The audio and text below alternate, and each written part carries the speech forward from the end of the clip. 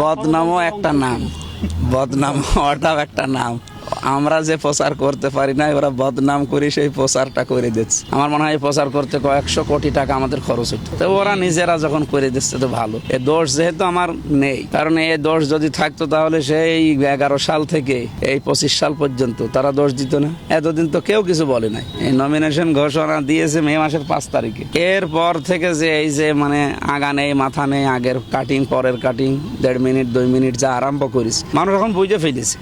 আমি যে উদাহরণগুলো দিতে চেয়েছি, হয়তো উদাহরণে স্লিপ অফ টান হতে পারে উদাহরণ দিতে, কিন্তু কোরআন হাদিসে তো আর কোনো জায়গায় ঝামেলা হওয়ার কথা না, কারণ ওগুলো তো সব আমি পড়ে যায়। যে সমস্ত উদাহরণ মিলাতে চেয়েছিলাম ওই উদাহরণগুলো যাই দিয়েছি, যদি ভুলও হয়ে যায় আমি পরবর্তীতে মিডিয়ার সামনে এসে বলেছি যে এভাবে বলা ঠিক হয়। তো ওইগুলোই তারা এখন সামনে নিয়ে এসে, বিশেষ করে যে ইন্ডিয়ার এক নায়িকা রাশমিকা, এরপরে হযরত খাদিজাতুল কুবরা রাদিয়াল্লাহু তাআলা আনহা, এরপরে মাহা আলাইহিস সালামের ওইটা, এরকম কয়েকটা বিষয় ওরা সামনে নিয়ে আসে বেশি। যে মাওলানা গুলোকে ওরা লাগিয়েছে সেই মাওলানারও তো কয়েকদিন আগে ভুল হয়েছে। তিনি বলছে হযরত খাদিজা আল্লাহর স্ত্রী, নাউজুবিল্লাহ। এ কথা বললে কারো ঈমান থাকে?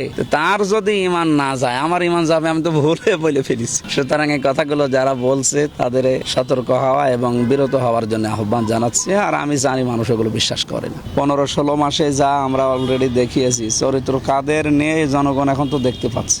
ওনারা এই যে সালাউদ্দিন আহমেদ যিনি আছে দায়িত্বে, উনি কালকেও জানিয়েছে যে আমরা মদিনার সনদে বিশ্বাসী, মওদুদের সনদে বিশ্বাসী, নাউজুবিল্লাহ, মওদুদের ইসলাম।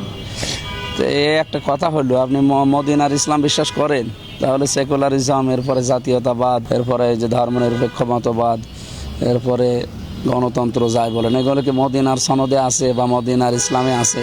তার মানে আপনার নিজেদের কথায় আপনারা নিজেরাই মিথ্যাবাদী। অন্য কাউকে মিথ্যাবাদী বানাতে গেলে আপনারা নিজেরাই পৌঁছে যাবেন। আর আমি আশা করবো এরকম মিথ্যা থেকে আপনারা দূরে থাকবেন। আপনি দেখতে পাচ্ছেন না, এই যে চাপা মেরে মেরে আমরা বড় দল করে কি অপমান হইল এই 4 জায়গায়, ডাকশো, জাকশো, চাকশো, রাকশোতে যে অপমান হয়েছে। বাকি যেগুলো আছে এগুলো তো আরও মনে হয় পৌঁছবে। বিশেষ করে ইসলামী বিশ্ববিদ্যালয়, এটা তো শিবিরের আতুর ঘর।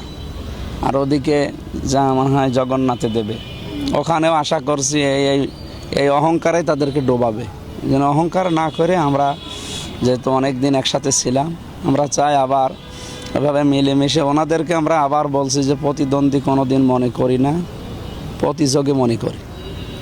আমরা আসবো, ওনারা প্রতিযোগিতায় লিপ্ত হোক, আল্লাহ যাকে কবুল করে সে হবে।